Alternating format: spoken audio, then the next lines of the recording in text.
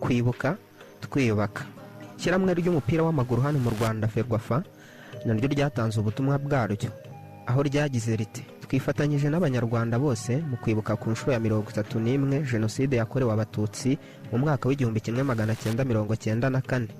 Nk'abasiporutifu dukomeze gusigasira ubumwe bwacu kuko arizo mbaraga zizadufasha gukomeza gufatanya n'abandi mu guteza imbere igihugu cyacu. Twibuke twiyubaka. Rwanda Premier League ireberera shampiyona y'u Rwanda icyiciro cya mbere nayo yatanze ubutumwa bwayo ibunyujije ku mbuga nkoranyambaga zigiye zitandukanye. Bagize bati Rwanda Premier League yifatanyije n'abanyarwanda kwibuka ku nshuro ya 31 jenoside yakorewe abatutsi mu mwaka w'1994. Nk'abasiporutifu ni ingenzi kwibuka abacu, duharanira kurushaho kwimakaza ubumwe no kwirinda icyadusubiza mu mateka ashaririye twanyuzemo. Twibuke twiyubaka. Ishyirahamwe ry'umukino wa handball mu Rwanda Ferwahandi nabo batanze ubutumwa bwabo babunyujije ku mbuga nkoranyambaga zabo zitandukanye. Bagize bati ishyirahamwe ry'umukino wa handball mu Rwanda ryifatanyije n'abanyarwanda bose mu kwibuka ku nshuro ya 31 jenoside yakorewe abatutsi mu Rwanda mu mwaka w'1994. Twibuke twiyubaka. Ishyirahamwe ry'abakinnyi bahoze bakinira ikipe y'igihugu Amavubi nabo batanze ubutumwa bwabo, aho bagize bati kuri uyu munsi twibuka ku nshuro ya 31 jenoside yakorewe abatutsi mu 1994 mu Rwanda. FAPA yifatanyije n'abanyarwanda n'inshuti z'u Rwanda n'isi yose muri rusange mu guha icyubahiro inzirakarengane zirenga miliyoni 1 zazize jenoside yakorewe abatutsi. Twibuke twiyubaka. Ishyirahamwe ry'umukino wa basketball mu Rwanda Ferwaba nabo batanze ubutumwa bwabo babunyujije ku mbuga nkoranyambaga zitandukanye. Bagize bati Ferwaba yifatanyije n'abanyarwanda kwibuka ku nshuro ya 31 jenoside yakorewe abatutsi mu mwaka w'1994. Kwibuka twiyubaka.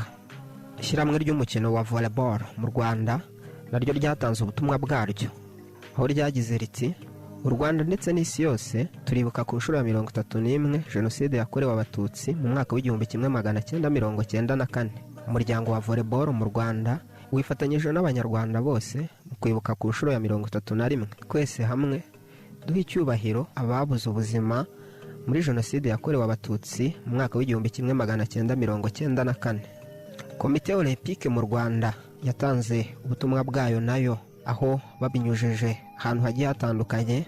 Bagize bati uyu munsi ubwo twibuka ku nshuro ya 31 jenoside yakorewe abatutsi mu mwaka w'1994, Komite y'igihugu y'imikino Olympique na siporo mu Rwanda yifatanyije n'igihugu mu kwibuka inzirakarengane no guhagarara mu bufatanye budasubirwaho hamwe n'abacitse ku icumu. Twibuke twiyubaka. Ishyirahamwe nyarwanda ry'umukino w'amagare Ferwasi naryo ryatanze ubutumwa bwaryo, aho ryagize riti uyu munsi abanyarwanda n'isi yose turibuka ku nshuro ya 31 jenoside yakorewe abatutsi mu mwaka w'1994. Twibuke twiyubaka.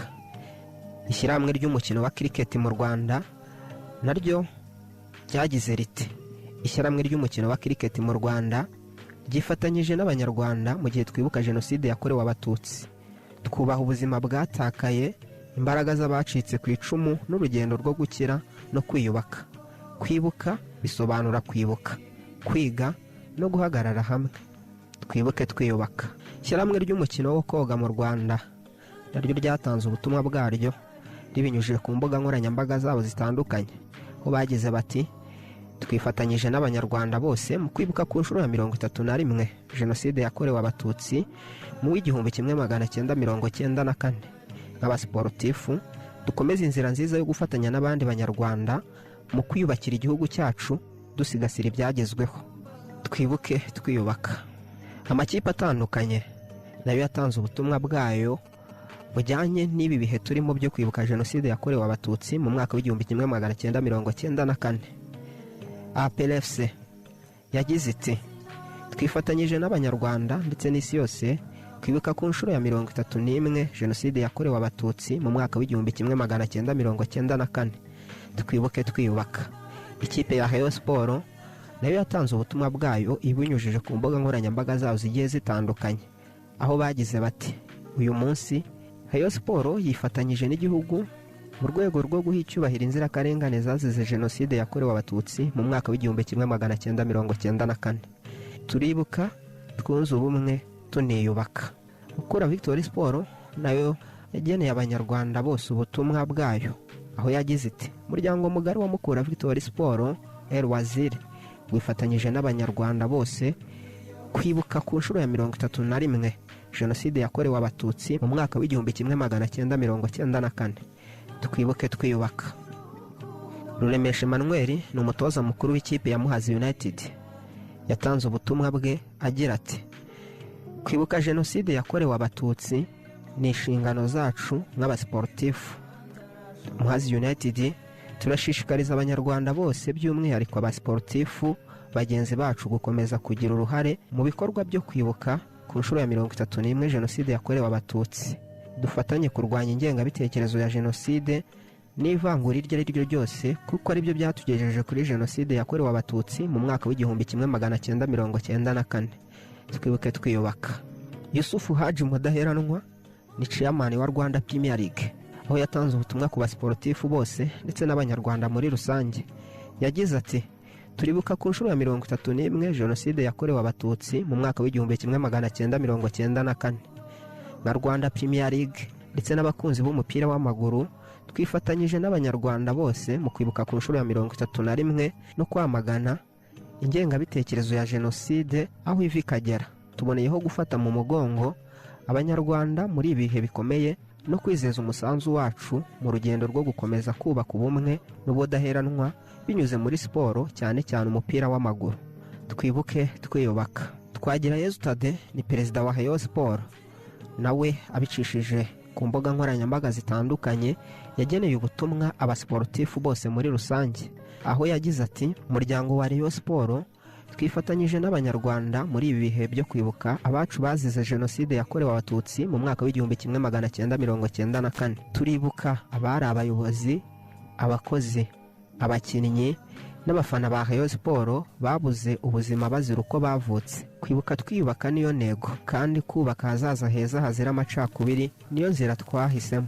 Ruhamya Nkiko Yiva ni umukinnyi w'ikipe ya PLFC, nawe yatanze ubutumwa bujyanye n'iki gihe turimo cyo kwibuka ku nshuro ya 31 jenoside yakorewe abatutsi mu mwaka w'1994. Yagize ati muri iki gihe twibuka abacu bazize jenoside yakorewe abatutsi muri Mata 1994. Nk'abasportifu ni ingenzi cyane guharanira kwimakaza ubumwe no kwirinda icyadusubiza mu mateka mabi twanyuzemo. Twibuke twiyubaka. Usengimana Faustin, umukinnyi w'umupira w'amaguru akaba na myugariro w'Amavubi, nawe yatanze ubutumwa bwe, aho yagize ati reka mfate uyu mwanya nihanganishe wowe wari mu gihuru wakabaye uryamye, wowe wagizwe icike warabyaye ugaheka, wowe wabaye ikinege warigeze abo muvukana, wowe wabuze uwo mwashakanye, wowe wabaye imfubye, wowe utarahamagaye mama cyangwa papa kandi waravutse, wowe wagizweho ingaruka n'uko waremwe atari icyaha. Komera wongere wibuke ko kubaho kwawe bifite impamvu kandi Imana igufiteho umugambi. Twibuke twiyubaka.